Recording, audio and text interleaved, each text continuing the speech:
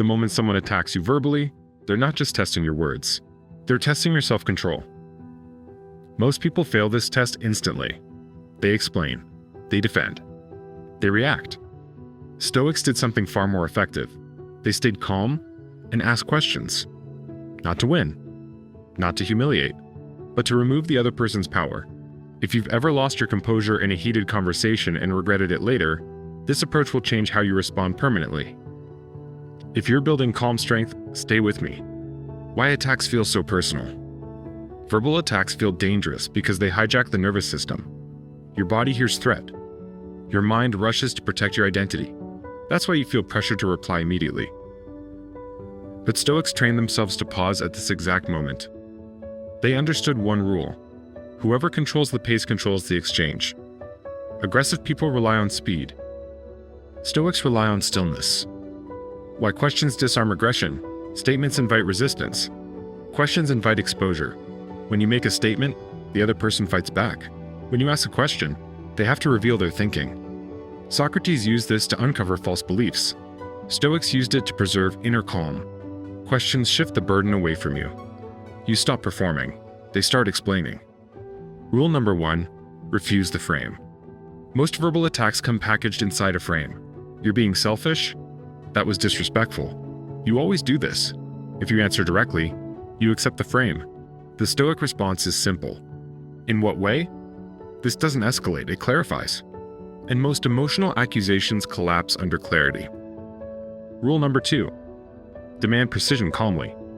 Emotion thrives on vagueness. Stoics knew this, so instead of arguing, they asked, "Can you give me a specific example?" Specificity removes drama. If there's truth, it surfaces. If there isn't, the attack weakens on its own. You never raise your voice, you never lose posture. Rule number 3, separate reality from story. Here's a powerful Socratic move. Ask, what part of that is fact and what part is interpretation?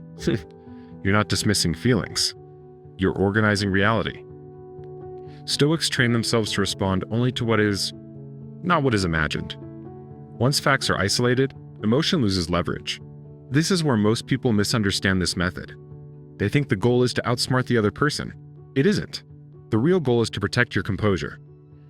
Once you stay calm, you've already won something far more important than the argument, your self-respect. Rule number 4, use silence as a tool. After you ask a question, stop. Let silence stretch.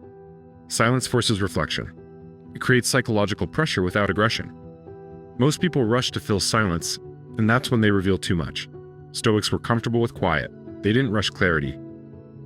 Rule number 5, exit without defending. Not every conversation deserves your energy. Stoics understood that disengagement is not weakness. A calm line like, "I'll think about that," or "Let's revisit this later," ends the exchange cleanly. No justification. No explanation. Just control. Why this works so reliably? Aggression feeds on reaction. Questions starve it. You don't escalate. You don't submit. You don't defend your worth. You remain steady. That steadiness unsettles people who rely on emotional force. You don't need sharper comebacks. You need calmer presence. Stoicism gives you restraint. The Socratic method gives you leverage. Together, they allow you to stay grounded when others lose control. The next time you feel attacked, don't rush to answer. Ask one clear question. Then wait. That pause is power. If this helped you feel more capable and grounded, subscribe. And watch the other long-form videos on the channel. We go deeper into Stoic emotional control, boundaries, and quiet strength.